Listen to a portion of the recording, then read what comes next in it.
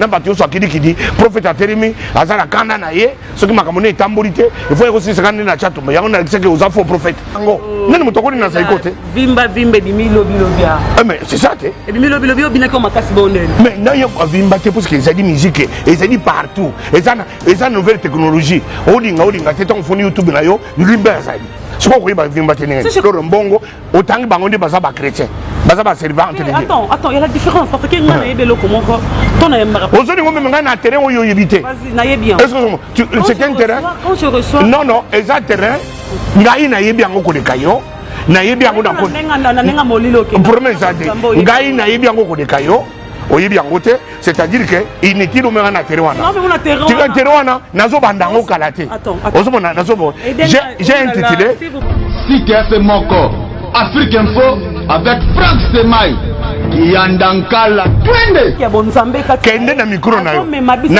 nazo peso exemple ozo na bato kende kaka na micro na yo na passer moko ya Kinshasa micro na nga mardi so nzamba linge kende pas passer ka Kenza kende pas kan Kenza o tourner o tirer le micro abi passer kan Kenza nazo tourner que bishop chatu bazalani aza païen voilà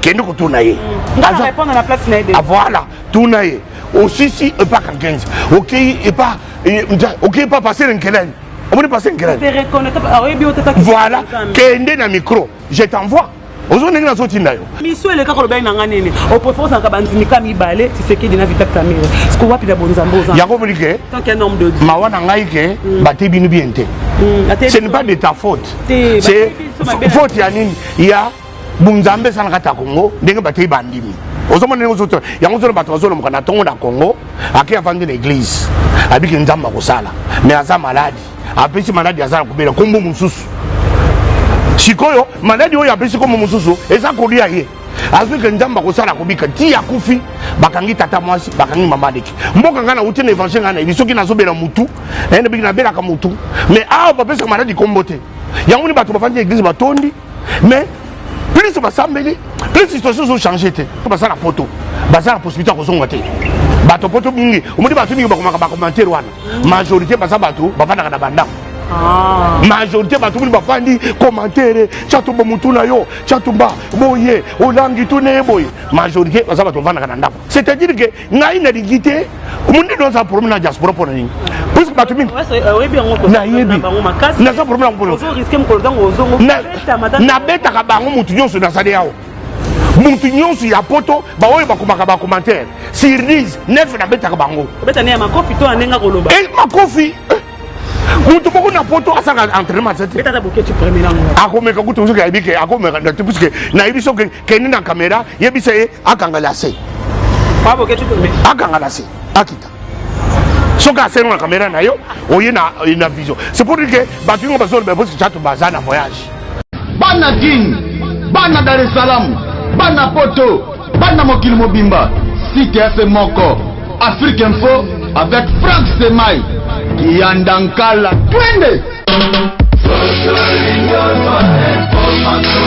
X-Bass Marandura Franck Semaï so mo makati mboka na biso rebi mboka o bala foto na mo awa mo yezo bima o la nzamba za te mabo ngai kwa tu vas faire tout le monde va franchir la ligne là ba ta bona tête en Afrique Info ba ti rappel si tu n'as été à Afrique Info tu n'as pas été de l'Amérique américaine. Je dis merci à tout le monde, merci à mon ami Nzemba tout ce que vous avez désolé mon agent Frésé il y a oui monsieur Miko Dianga et du jongo de mon frère Tati dans le rôle à parole c'est baloi le fait il y a évidemment tonton Sanga maman oui va c'est ça mal le cet anniversaire Sylvie Mbembe les jeunes ngai mais il y a la caméra mais il va tout que trop na conférence à la par rapport c'est bon bana photo bana mon ancien bo senga ki nozonga lisina mbelo pasteur là tu bana zaza awa baba to sola sina yi asa côté moi ma game mo yi to bo sana butwa et vraiment mo ko solo ngane bishop Boni très bien maman vous allez bien en forme obige lelo na éviter quoi batinga na yambo lelo ba fan na nga baleli balibina yambo susu boni yo boni sango ya mikolo etikala ki apoto kutana susu. Non non, c'est sango kitoko makasi. Tous en Amboka Afrique, ce que dit président Nabiso, tous en souhaité réussite totale avec coach Vital Kamer Wakani King, Basali Touré parce qu'il a le Bombashi, succès à grave. Bakomi na Goma succès à grave, le Kolo Basana Beni, Sana Baboutembo, Baonyo Swana pour nous remercier pour accomplir ce qu'il avait promis aux habitants de Botembo et de Beni, que Nakoya Aye, à Kokisi, Aye, il est là en train de. Bonjour, bonsoir. C'est comme ça les chefs de l'État. Nous avons un chef d'État particulier. Alors voilà, nous sommes bien. Le pays est en la paix, le pays en sécurité. Nous sommes très bien. Oh voilà, on va bien dire, on le va vraiment bien. Pasteur, tu vas le nom Makambo, on a besoin de qui est. Donnez-moi mon évidemment pour ça, c'est un compte d'âge. Et donnez-moi le temps pour la guerre. Oui, oui. Beaucoup de faux prophètes avaient prédit que Tchatou va mourir. Tchatou Bakou me l'était. Ma professeur de bandit, j'avais 44 ans. Nakoufa. Nakoufa 45 ans à l'habité. Nakoufa 46 ans à l'habité. Nakoufa 47 ans à l'habité. Ma prophète m'a prophétisé. 48 ans à l'habité. 49 ans. Tant que nous sommes 50 ans à l'habité. Tant que nous sommes 50 ans à l'habité. Les meilleurs cadeaux, il faut na sala. Na mukili oyo. Il faut nabina nzembo mboka na biso. Parce que na boya keke soki na bini bayuda. Bakol basa muluba. Et ça n'impacte. Ce qui n'a bini papa chéri. Bakol papa chéri aza ndekone muluba. Et aussi mbate. Ce qui n'a bini petit Watanabe. Bakol parce que hier à Jato bazara noko ya Watanabe. Et aussi mbate. Ce qui n'a bini petit na fadi bakol na bina ki fadi. Parce que petit wana za petit na ngakati. Alors na sikoyo na zongiri ba 50 ans et ça lokola batang moko botoki ba petit. Zaiko azakobeta biloko, azobeta biloko. Zaiko azakobeta biloko. Alors yangone na zongeli na ndenga sima. Na tango nazaki na ba 17 ans, ba 20 ans, na karisi ba nostalgie wana. Sona lexi ba to mokilala. Bon sakana kana biso biso mona biso tsembe Bible. Masolo to yibi yango très bien. Yangona la kiso pona ke boku sakana teke to zaba fojo moko boyo bien. To zaba to moko boyo ba yobo bomuni na biso. Na chato ba charismatique le pasteur people. C'est pour que nazana kati attend. Na matin na ngisa na temps. Na makamno je suis dans la politique et attend. Nazana mboko izana attend. Nous avons tout le monde qui dépassé. Nous avons dit que Makambo est un solo économique. Il y a une formule comme parenthèse, 1 minute 35 secondes. Nous avons dit que Vimba, Mason est très bien. Et puis, ça a un autre vendu. Bon, provoquer côté où on a été, parce que beaucoup de gens, il y a mon nez, par exemple, beaucoup regretté. Parce que nous sommes à mon côté. Bien, nous sommes démontés. À 50 ans, il fallait dire merci à Dieu. Le tout-puissant. Mais combien on est déjà? Combien on est déjà merci. Là, nous avons question. Nous avons Bengayo, à commissaire au pasteur. Mais comment il y a 50 ans, on a préféré Robin-Nzemboya? Je ne sais pas, Nathalie, on ne sait pas à qui. Nathalie, vidéo, on a Congo, on a pas ce qu'on a 50e anniversaire, il fallait Binanzemboya, merci Seigneur. Yo batelingo ki Binanzemboya mokili. Vimba vimoza danse, wata pantalon à grise, beau chemise, bina, on dirait yonde Josa. Tout fait que bon Nzambe, quand on a peine monda, Nzamba zaki place na bon moyen. Josa raza satante. Josa raza. Vimba. Et ça satante. Bino ndebo biso so ko. Tala, na kuta bato so bino musique ba nigérien, maroko anglais. Il n'y a pas de saleté qui se disent dans la musique nigérienne. Soko yoki ango. Le gars bateau en anglais, ce qui va nigérien, vous ne pas chrétien, pas qu'on se permise.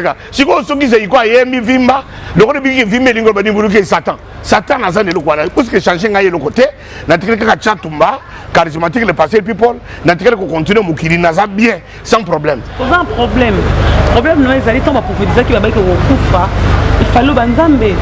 Parce que c'est quel message Nzamba bazo bomonza retirer mon limonayo ma fuka mais bisi Nzambe souviens-toi de moi mission na ngana nuesi na mokilité Nzambe là il a envoyé même prophète pour le dire kabatsele mikolo yo ba prophète qui aux 44 ko kufa bo rosala bo parce que aux faux prophètes on peut ça makambo kuta aux na ki mokilo aux na ki bonzoto mais au préféré jour on appelle ça Nzambe merci parce que au komisinga babela on a fait bicho bishop yo wana nzembo zaiko vimbo donc tana se koleka ngo bato zano na bon podo bineke koleka même nani okalongo ye moko quand on a fukamaki déjà na ndako muto azala kité boko to bine bato bamona ndeni ah mais siko na chambre donc bina chambre ko sala le côté prière ne barobi ke kota na chambre ferme ta porte dans les secrets le père t'écoutera mais kobina siko na kobina pona ngate na kobina pona bato basaki ko prophétiser le kota des faux prophètes wana yango na kisabango ke vous êtes des faux prophètes vous dites des choses qui ne viennent pas de Dieu la Bible dit qu'on connaît un prophète c'est lorsqu'il dit et quelque chose s'accomplit vous parlez de ne pas de la part de Dieu qui peut vous dire que tchato bi fana ko faut parce que na 44 ans 45 ans yo moko fani na ko na yo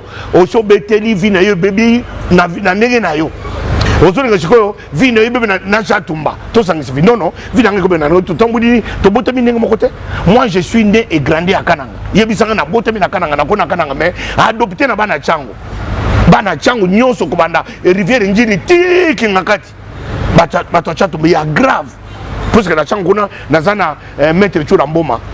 Mutu ndangai penza ya chango confirmé bana chambo adopta chatumba so mutu nengo ni ozoni ko confondre ye na bato so akidi prophète aterimi azana kanda na ye so ki makamone tambolité il faut aussi sakana na chatumba yango na kiseke oza faux prophète boza ba faux prophète ngana sa mwana nzambe na kote ko za nzambe tilelo makamone so ngai so ko réussir nzamba sana ngai butu pe moyi na za na isengo nkolongo folo yemba ngai lokola sineyona ngape lokola na sineyona na ko fale lo te je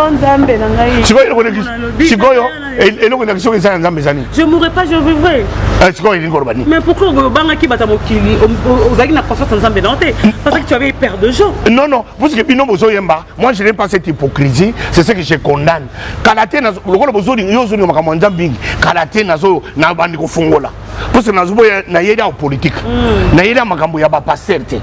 politique, j'ai fait qui passait 32 ans. 32 ans, si on a dit que le qu'on a fait Moussani, c'est qu'on a retraite, on a côté en retraite. Le qu'on a côté retraite, alors qu'on a combien de retraités, na makamone à côté, na bisco, na ma classe na tangi, na force na sana ngo itikali, na sa de la mboka. Vous comprenez? Mais bah passer ah yoga. Bah passer ce qu'on va dire na retraité, alinga ka piquer, ya ko venir passer à piquer makabojo si maté, ako bisa magoro na banjo tabatu. Parce que azo piquer, côté retraite. Bishop. Côté retraite. Bishop Zenon, Bishop Zenon. Tant que la Bible est côté retraite, la volonté n'est sans zamba le banner. Basé belé. Tant que la Bible est basé belé, par contre, n'amba le bique. Personne à l'école enfermement. Ah voilà. Ah voilà. Je connais bien la Bible le roi. Là, on a l'école on la Bible. Oui. Quand il y a la Bible, oh, bah côté la retraite sans volonté en zamba. Basé belé. Basé belé. Basé belé. Tant que le roi la Bible n'a pas de limite à vie à Moïse. Ah c'est au souki awa, je suis tout continuer à couper Nicolas Ango. Parce que yo on va nzambe ka yo moko muta limiter vie na premier mutu à limiter vite ça retraite ça ka na pasteur na bishop ah oui non non parce que les pasteurs plupart des pasteurs ils ne comprennent pas que il y a le travail il y a un renouvellement ils ne comprennent pas puisque dans tous les métiers du monde tu dois faire un renouvellement les gens ne veulent pas se renouveler même la Bible dit que les Saint-Esprit nous renouvellent les gens ne veulent pas être renouvelés. Vous comprenez? On a dit à un moment donné de ma prédication, je dois me renouveler. Me renouveler dans ce qu'on a fait frère ma beaucoup peine à ma colo. Que maintenant, je vais faire autre chose. Puisqu'en dehors de la Bible dit, dans Exode chapitre 31, si tu vas lire, la Bible dit que quand le Saint-Esprit habite quelqu'un, Dieu nous rend capable de fabriquer toutes sortes d'ouvrages. C'est-à-dire que le Saint-Esprit nous donne la capacité, pas seulement de prêcher, d'être chauffeur, d'être joueur, d'être politicien, d'être géographe, d'être stratège. C'est ça le rôle du Saint-Esprit. Saint-Esprit, c'est quand tu es les gens vont passer, vont focaliser sur le Saint-Esprit qui est à côté. Non, non. Saint-Esprit te donne la capacité de faire toutes sortes d'ouvrages. Est-ce que là? Maintenant, des chrétiens qui sont ici, on les a mal prêchés. Après, ceux qui montent dans le Saint-Esprit, ils vont passer à terre. C'est normal, hein, parce que mon commissaire Bishop, quand tu me parles que ok, n'importe ça fait 23 ans, hein, ça fait 23 ans, ça fait 33 ans, tu es à l'Obanzambe. Oui. Quand on se dit que je sors et que je suis bon, ah, tu connais un autre. Autant au cas où je joue là. Tu pas passer sur le. Tu connais un autre. Non, tu connais un autre. Vimba bimilo bilobia. Mais c'est ça, tu. Et bimilo bilobia bien comme ma casse bonne. Mais non, il y a vimba parce que ça dit musique, et ça dit partout, et ça nouvelle technologie. Olinga, tu es en phone YouTube là. Si je comprends les vieux au théâtre, parce que tu parles, nous on a mon escobétis sur le théâtre Marine Samou, il y a Lombongo, il y a tu parles de Fali, de Ritz. Non, non, parce que. Je veux savoir, mais parce que. Mais yo parce que basaba ninga na binote. Qu'est-ce qui fait que parce que tangi bango ba kombo ba mani sambo ba loro mbongo otangi bango ndi basaba chrétien. Basaba servant entre les deux. Attends, il y a la différence parce que ngana yebelo comment ton ayembara. Ozoni ngombe ngana terrain oyo yebité. Vas-y, na yebi. Est-ce que c'est un terrain? Quand je reçois Non, exact terrain. Ngai na yebi yango koleka yo. Na yebi yango na ko. Nenga molilo ke. Premier ça dit. Ngai na yebi yango koleka yo. Oyebi yango te, c'est-à-dire que inutile o menga na terrain wana. Tu vas terrain wana nazo bandango kalate. Ozomona na nazo bo. J'ai intitulé. Écoute, je te dis ceci. J'ai intitulé appelé Laissez partir mon peuple. J'ai fondé cet intitulé, c'est un concept tiré dans le livre d'Exode chapitre 7 verset 15. Quand Dieu dit à Moïse d'aller vers Abraham, dit à Abraham de laisser partir mon peuple. Et la Bible dit Abraham jusque-là n'a pas encore compris. C'est un concept que j'ai commencé à développer, ça fait 3 ans. Merci beaucoup. C'est-à-dire que j'ai fait des grandes choses, des grandes révélations. J'ai mis... Tu fais pas de grandes choses parce que je t'avais demandé prochaine. Alors, monsieur Leken a tout nakio. Bishop, il y a un moto au salam, à travers Yobi, Azate Karayo Moko. Mais le seul mot te dit chaque fois que je reçois, parce que je vous salue, papa, là vous êtes évangéliste qui amène à Kibi l'agence. Quand on a yambaré plusieurs fois, tu sens qu'il y a bon Zambé. Kende na micro na yo. Nazo peso exemple. Ozoro ba komo. Kende kaka na micro na yo. Ah oui. Na passer moko ya Kinshasa. Micro nanga mardi soza balinge qui n'est pas passer à Kenza. Kende pas Kankenza, au tient le micro. Abi passer Kankenza. Nazo tourner que Bishop Chatu Bazaran. Azapayen. Ah voilà. Voilà. Voilà. Voilà. Voilà. Kende ko tourner. Aza répondre à la place naïde. Ah voilà. Tourner. Aussi si et pas Kankenza. OK et pas passer un Kelen. On est passé une graine. Voilà, Kende na micro, je t'envoie. Aussi c'est pas que là, Kende pas Kisamina. Ok na micro, évangéliste Kisamina. Nayawa, Bishop Chatu Bazanan. C'est un peu qui polémique parce que Oza. Non, je comprends. Non, parce que je vais démarrer Kanaté. Tu vas démarrer sur quoi? Tu vois aujourd'hui les autres préfèrent GF Fongekeyo.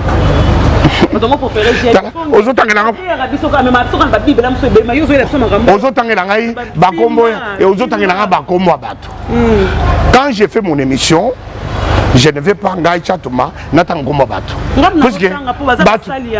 voilà. Merci. Merci. J'ai fait Fongo Basana Nzambe, Nzamba Pambola Bino, Batuyon Basana Nzambe, Ngai Chatuma, Nazalina Kanabino Te. Amen. On comprend ce que pour appeler ça, Osana calme. Osana calme. On dit Makambozo Banana, on a pour tout ça fait 7 ans. Et ça problème. Si Goyo Kokozo et Langolelo, ce sont des pages déjà tournées. Et je peux tourner parce que ça le quoi, on dirait, Nakati Yabilanga Nzambe, on dirait pas tellement quoi Bungi, pas tant on désire au bishop. Et ça pour s'épiler ça yo. On se comprend. Kobunga Moutou, je retourne sur ça. Sur la Bible, hein? Je retourne sur ce que tu dis. Nazan Makambobe à Koloba, il y a 32 ans. Je ne sais pas 32 ans ce que nous avons dit, combien. Attaque le lot, ce qui nous a massacré au Ngulu, pour y avoir dans 32 ans. Il te faudrait 50 ans de vie. Il y a un peu de terrain. Ce qui est en Zambé, il y a un mais tout ça la polémique. Mais il y a aussi la polémique. Mais oui, j'ai déjà évité la polémique dans ce monde la polémique. Parce que c'est la polémique. Parce que autant qu'il y a un combo, il y a un respectant. Tant que autant combo à quelqu'un. Non, autant qu'il y a un combo à quelqu'un. Autant que combo, j'ai fait et fond. Président Nangaï. Ah oui, voilà. On peut essayer micro. On s'en prend. Basabatou, Baby Chatumba, c'est qui? Alors, mais yo yebi noté. Yo monika Chatumba. Non, so yo monika Chatumba. On monika Chatumba internet. Internet. C'est quoi Batunio? Kende, yebi Chatumba. Quand on sort en internet, n'est-ce pas rabattu ba mambo sala parce que tu poses na photo. To sipo bangola ko voyagera to landa mambo sala kaliba to kenda balibana bana mboka ngo. Sikoyo bibe sibiso à quoi bon ozwa royaume on so ya se. Pour rater les konza likolo yo sali oboyi nzambe pozwa bokongo ya tseke dina vital camero comme on a ko adora kabango na kati ya Jésus Christ mais Jésus Christ c'est mon kabiso je suis jaloux bato ba boya comme on a rotanga ko bato mususu mais yo lelo ko adorer bato mbale mission ele ka ko lobai na nganene au préférence en kabandini ka mibale tseke dina vital camero ce qu'on va pida bonzambo za yango bonike tant qu'un homme de Dieu mawana ngai ke baté binu bienté Ce n'est pas de ta faute. C'est faute Yanine. Il y a Bunzambe Sanakata Congo, des batailles bandimi. Aux hommes de nos autres, il y a un autre bateau sur le Congo, à qui a vendu l'église, avec une dame à Sala. Mais à sa maladie, après si maladie à Sala, comme Moussous. Sikoyo, maladie où il y a plus comme Moussous, et ça qu'on lui a eu. Azwi que ndamba ko sala ko bika ti akufi bakangi tata mwasi bakangi mama deki mboka ngana utine évangile ngana bisoki na sobela mutu ene biki na bela ka mutu mais ah ba pesa maladi kombote yango ni bato bafandi église batondi mais plus ba sambeli plus situation ont changé te yango zo siko biso ba chato batoye pour nous na te ekibino. J'ai dit que tout ce que je vous avais prêché, n'a pas tout qui est la génération, nous vous avons mal prêché.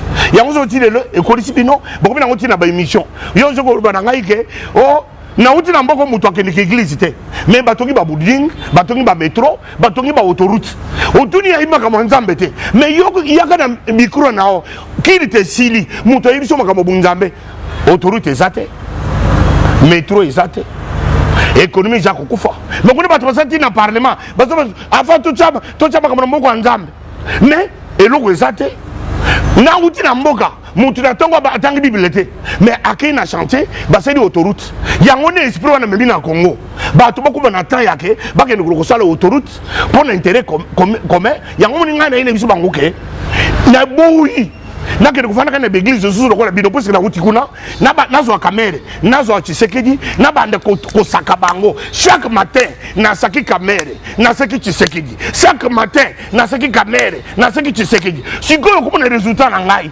mutu ko saka kamere na Tshisekedi pendant 5 ans na mutu avant de l'église abi sakbino magorodo ate bino évangile bazote bino munike ozana bunzambe kala serwana azana bunzambe kala chatuma azana bunzambe te osali conclusion est-ce que c'est Dieu qui t'a dit ou bien tu le dis de toi-même? Attends, je veux savoir.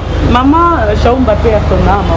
Maman Chaoumba, oh, il y a le baran au Rosa, Moussalanza. Tu as fait un deuxième séo, hein? Et j'ai tendu le séo. Deuxième séo, dans Mbouchima, hein? La Kananga. C'est dans un quartier. C'est dans un quartier. La Pandakaso, on va maman pasteur. Il y a bis à quartier, mais c'est dans un quartier. C'est dans un quartier. Il y a soda maman. C'est dans un quartier. C'est comme mon oncle Zamba Yambarona qui m'explique aux Ali. Nangna bano lelo, hein? Nangna bano lelo. À part maman Chaoumba, na moi encadra. C'est compliqué, tu n'étais pas encore né. Non. Aux Aguinétés. Et ça tellement compliqué. Au bout d'habiter. Et ça monde yébité. Attends, Jésus-Christ il fallait le barangaboy. Il fallait le bisangaboy. Parce que moi j'étais voilà. Au Bishop Chatumba, tout ça l'émission il y a Makamonzam. Si on a banni kofungula ba kamonza menene zalaka parce que tozo sauter ata bato bazo lande biso bakokanga te parce que soka tozo sala scandale bato baza na télévision bavandi ba ibike chato ba papa na biso toza ba passer baza ba bishop baza ba apôtre bamoni mbala moko olangi avandi na chatumba tout du système kamonza omoni ke laisse-moi diriger mon émission s'il te plaît. Voilà. Non, je t'aide. Paul Nomi Benrayo moko. Oui, bisiko et c'est mon ami Rosala ke na ba moto encadra yo na bonzambe. Ce n'est pas ton rôle. Ce n'est pas ton rôle. Attends, mon kité. Parce que c'est ça le rôle là, aujourd'hui on met ça à ciment. On tient à moutou. Si on a 30 kilos, ça a 50 kilos. On est au BBC. Pourquoi na salani on appelle ça comment nga moko na chance à la communication de l'église de réveil le bel mandat l'église de réveil tant azaki pour défendre mémoire nanga le bel mandat l'église de réveil quand on défendre mémoire nanga moi veut la sala ngo mandat pour défendre l'église de mémoire na bi moi histoire ba obaleka avant yo ko bazara ba pasteur puis ba benga ma ba benga bango avant yo ti yo na le bel ngo mandat mais ce qui ba obasaki avant nga yo ibi kombo na ngate na bango ibi kombo na yo na yo kombo na yo te non moto yo église de réveil ozo sala siko confusion ozo sala confusion tozo sala politique ou bien tozo sala église soki politique toke politique soki église non bien yo so ba ko simba te mais moi je connais un homme de Dieu ça côté na politique mabunga na bonzambe te na komba kizami na sala ki politique wana zaki député mandol bela toujours peta bonzambe arrête quitter mais moto ça mission on comprendre na kizamina te mission na on de s'arrêter hein on comprendre na kizamina te kizamina akina orientation na ye alobi ke ngai naza pasteur naki na orientation oyo sikoyo yo moni ke aza na bonzambe koleka nga ngai yango c'est ça le mal ngai sikoyo naki na orientation na ngai il faut ndi moninga na orientation na yo eza te uya composer ngai orientation na yo comme si c'est une parole de l'évangile unité de mesure non unité de mesure eza te na ba conviction la conviction est individuelle l'appel est individuel l'orientation est individuelle au moni ne otokotwana tozana kimia puisque yo na ko comparer au langi Gloria na ko comparer na muntu mususu te mwana mwasi mususu aza na kuti na émission na kuti mwana mususu lokwa de pe azo sala émission na bani ko ba yo olangi ya likiwo olangi ya sana bunzambe olangi ya sana succès je mets la confusion na mais on a bible soko bona ninga mokeli to sala émission ya makambo nzambe David to sala makambo azaki pe mota politique maboya ki bonzambe te to sala makambo ya bible to sala émission sur la bible c'est clair. Puisque wana j'essaierai avec ma Bible nazo fongo de Bible nazo la kisayo Bible de biboye et que ça le bien ça l'angai bien ah mais ce que to so beta to boy ka to ke maramba politique to so na voilà na message voilà abina tout na yo to ba ozo ba kelo la mukara 5 ozo ke musala beza ça dépend musoza ko sala tout le monde la mukara 5 na potote moto mona commentaire ko mi bon abi c'est pas tout le monde la mukara 5 ya pas que musala akosi yo nazolo bobo voilà na poto il faut battre bayeba musala nyonso les immigrés basa na poto sur 10 immigrés 95 immigrés na poto basa na musala les travaux manuels on appelle caillou les 95% on a dit à 5 heures le bagage musala 5 heures et puis en général le pays na poto misala mingi zakana ba 5 heures en général misala ya poto mingi ezaka ba 5 heures bato bakei babimina ba 5 heures lobby c'est comme ça que les travaux se font alors c'est-à-dire mutu moko na poto oya kendeke musala na 8 heures sur les immigrés sur 10 9 bakendeke misala à 5 heures est-ce que ça nanga kuna na bato basoko bato plutôt sur cette émission kuna na bato c'est bandate c'est toujours aider bato pas commentaire toi répondre ba commentaire aux autres tangama c'est ça moi le babi yo ndo na client son intérêt personnel na yo tu as des relations avec Vital Camille est-ce que bato ba rozonga bana ba relation avec Camille ba se retrouver na Congo ka bobu na kiti parce que bishop azonga kinga pena zonga parce que ba repesa biso misala to tonga bando ba kiti tonga to tonga jona nini motonga nini nzela ya métro bana gare centrale ti kitamo magasin to ba royamba la moko boy ba on sait pas que on est limité c'est le projet Torbiboy. Il faut pas n'importe quoi. Il a dit que Félix Tshisekedi Ayoka Kanga, toujours ça le projet. Nous allons mettre à l'ambassade un montant. Toutes nos représentations diplomatiques, Libanda Congo, un montant. Montant pour aider les retours volontaires des Congolais. Tout Congolais qui veut volontairement rentrer au Congo, à une ambassade, à se présenter à Bingaï parce que baminga basala poto basala possibilité ko zonga te bato poto bingi umudi bato bingi ba commentaire wana majorité basa bato bavanda na banda majorité bato bingi bafandi commentaire chatumba mutuna yo chatumba boye olangi tune boye majorité basa bato bavanda na ndako avanda ndako kande kangiye parce que chatumba ko déjà na kin asani abike tika na sabula ye nzoka ni ngai basabula ngai ti balemba bakoka ko sabula ngati ozo comprendre basabula ngati na suka balemba na komi lokola nzeta mbele bakoka te kobota ngana komi lokola likayabu ezange makila ata opepi ata okati et makile bimerte alors c'est comme ça que batwana bakati basali c'est ça ce qui se passe dans le monde occidental c'est-à-dire que ngai na digité mundi do sa problème na diaspora pour ni parce que batumi oui bien on na yebi na sa problème pour ozo risquer mko dans ozo na beta ka bango mutu nyonso na sale yao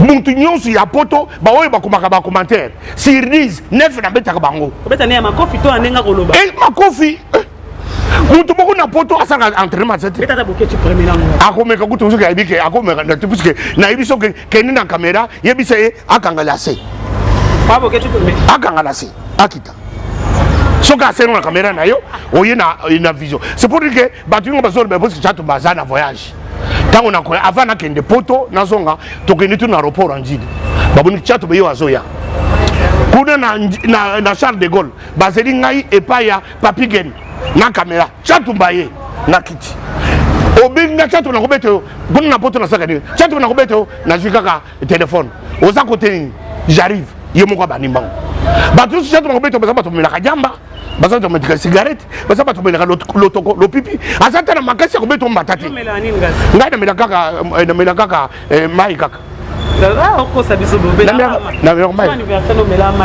namelaka mai bato nyonso baina puta bayebiki chato banamelaka masanga te soki namelaka masanga nobe bato namelaka masanga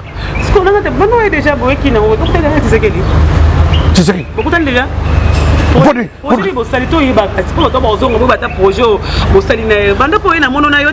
naza na posa ya komona na ye te naza na posa omoni deja mosala nazosalaka kosukola bawenzi eza mosala kutu Tshisekedi azobenga motu na poto te motu nyonso akotaka poto nake kutana na Tshisekedi kamona naza président de la république tokutani plusieurs fois bayebi déjà vision na ngai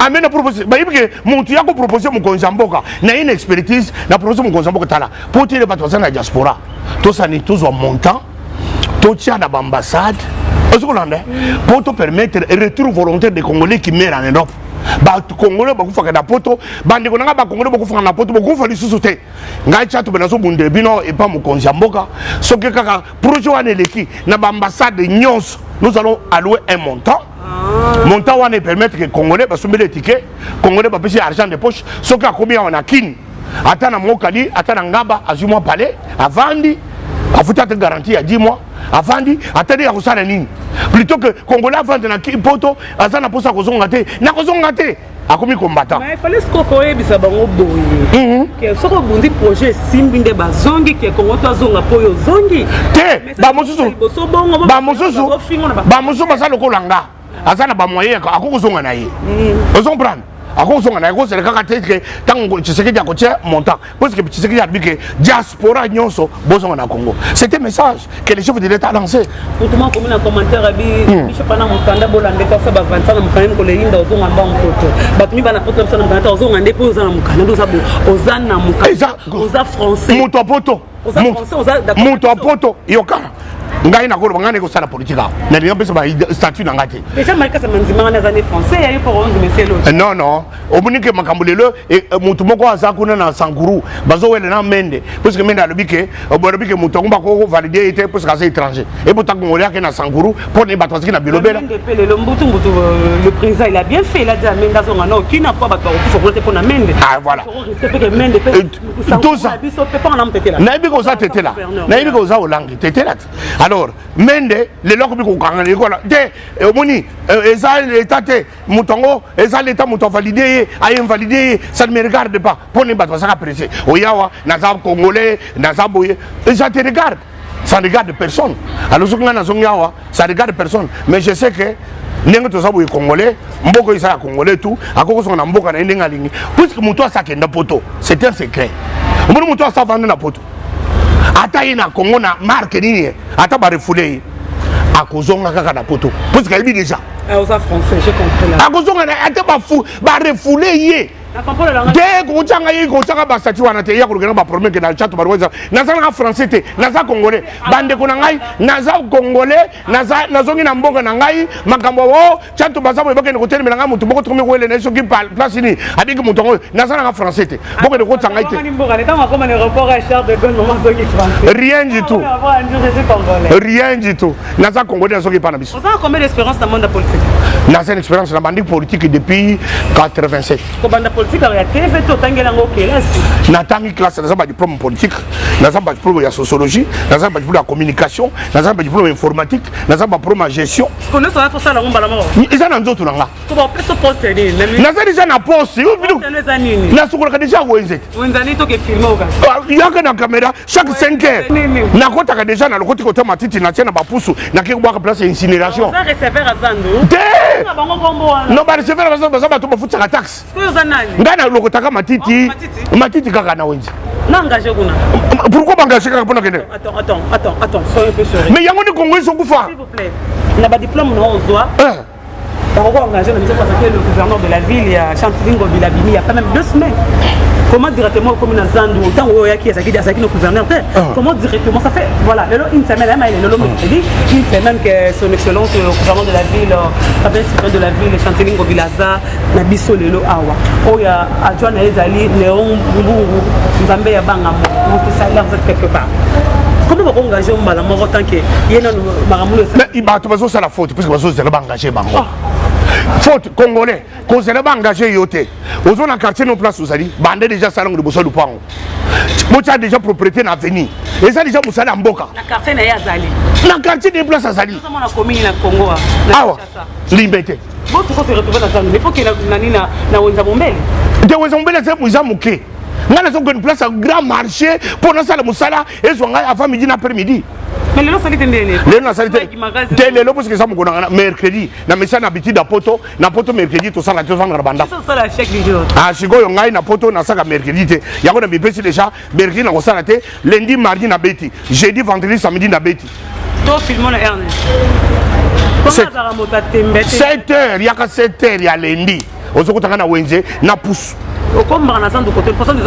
na banda ka place na bandi soki na bandi na mipesi kota ba pavillon 5 na bandi na beti boy na kiko na pavillon 5 ba nigérien batongi banda kuna pavillon 5 na kata wenzi olo ba bangoni ta batongi bon na rubike ezali kambu ya actuel gouverneur ya ville ya Kinshasa boke na pavillon 5 ba nigérien batongi na pavillon 5 olo baki na bangoni na bike bino na nigérien de gos kuna kongola ko kota da wenzi mina ke kutonga comment il faut tonga nako o to pesa ki général Mbongo général na ibite général Ngoba général ba reke bele pe photo vérifier général Azasima ya ba nigérien ba tongi ba pavillon na kati ba ndako na ba pavillon 5 tant on a ki ba indien lo ba na ba ngoni surtout bango omuni indien na mboko yo asadi magasin congolais ba musana na 7h magasin ça na toilette té siko tu monsieur ki bato baso sala musali ba indien muto vandi na magasin ko ba na tongo tipo quoi asa na place akokota ko sala pour atate limbisanga i terme afin que na magasin boye place à gagner pour exact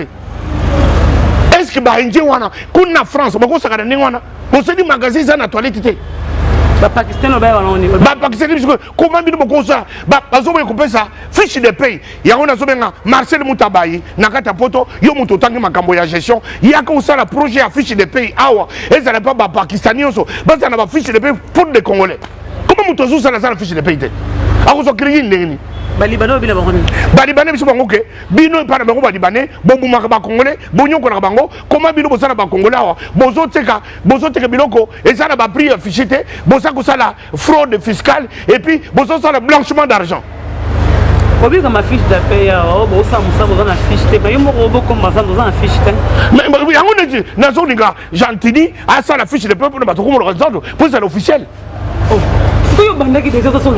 ah je connais zone peut essayer déjà mécanicien que mon ça salaka le grand na mungana tongo ndaki ko sala fiche de paye ni ba retraite tabato il cotise combien c'est comme tout parce que la fiche de paye il faut cotiser combien okufaka le roi yesu ne konuzo non ngana ko fala ko le jésuite ngana za chatumba jamais na ko fona jésuite jésus a ko foki na a sauver mokili ngana ko fona ko sauver mokili na ko zonga poto te ngana zongi pona zonga so poto te bana poto nazo ye lisusu te nazongi awi pa na biso soki bokoselanga na poto nakoya te bovanda bino na poto bino malili tala malili fili krake bino tala moso ofungoli poto bokoti okangi ngai nalingi tala nini nazotoka vitamine C ya nzambe nakosonga poto te mboka elongi boye na 23 na poto wana osomba combien de pont na Congo non non les avis privés tu dis ok yorbi na ngaka na buto ko zalate obi na vie privée c'est comme ngana zona na ko le nombre de mapango na ngana manoko bisayo po ba ke de ko charité ben organiser comment ça passe mais ngana banda ki falo banoko bisanga ke na buto ya na ko sala boy yorbi te vie privée c'est comme vie privée a chato bolinga na manoko bisayo te na zalo pango na gombe na zalo pango ma campagne pour que na bitumba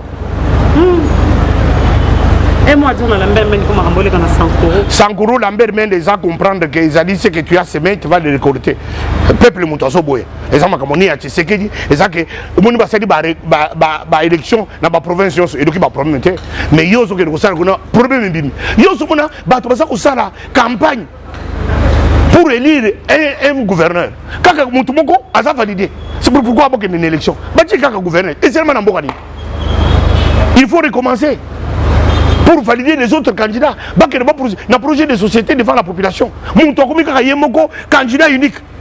Nous ne sommes pas autant de l'impair parti État. Merci beaucoup, nous sommes arrivés à la fin. Et moi, je suis la diaspora. Diaspora, je suis monté Mamabe. Monté Mamabe, Botiki.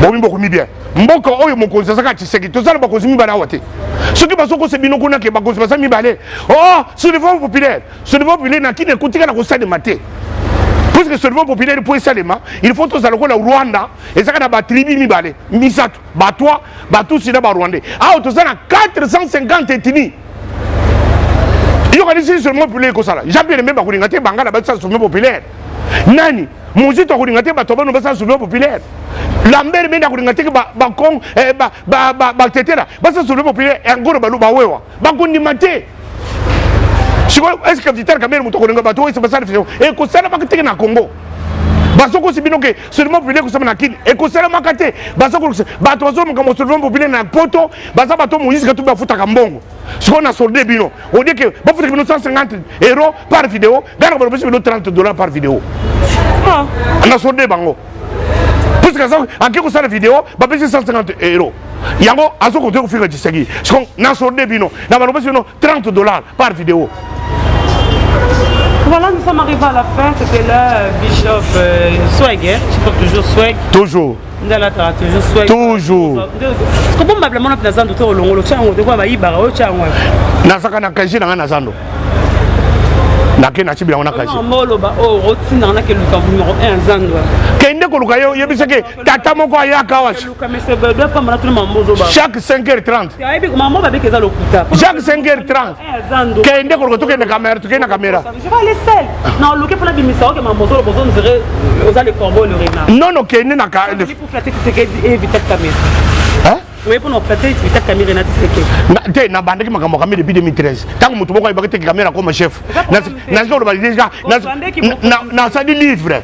Na comment livre sur Vital Kamerhe. Na lobi que Vital Kamerhe est recommandable. Le prochain, c'est lui qui va faire remise et reprise avec Joseph Kabila. Na 2013 hein. Mukimo Bimbebi, c'est lui qui va faire remise et reprise avec Joseph Kabila. Ça s'appelait Vital Kamerhe Wakanyini King, professeur Kokisam. Quelle est la relation à nos privés risquée aux oies qui vont conduire au monde où ma bête au finger plus tard? Jamais Ngaï n'a écouté. Pour mon tapis, ça m'a beaucoup. N'a pas de beaucoup d'angaï. Les blancs étaient rentrés ici. N'a pas déjà la carte. Merci beaucoup, nous sommes arrivés à la fin. Docteur Anjad, je t'attends de mon Tessali. Où les mouchés, le table cosmique. Malo Loris la Congolais, joyeux anniversaire à toi. Maman, oui, Bailenge, je t'ai désolé, mon agent privé, mais il est la caméra. Il y a du Djongo d'Aimel, la terre avantageuse, mon frère chéri. Je t'aime pour ça, battre ça à poto. Et bien, donc, on a dans la compagnie, ma pota Kenda, Salama compagnie, Bondé Zalara. Il y a Willy même, docteur, je dis que tu as don de Dieu, même, désolé, même. Roger Matondo, ça fait une société en fait. Roger Matondo, comment? Le Baka Roger Matondo. Le Baka Robert Bion, le Baka de ma part, au Comona. Pour ce soir, Willy Michel Nikaka, mais si vous avez Robert président, ah, mais on a raison.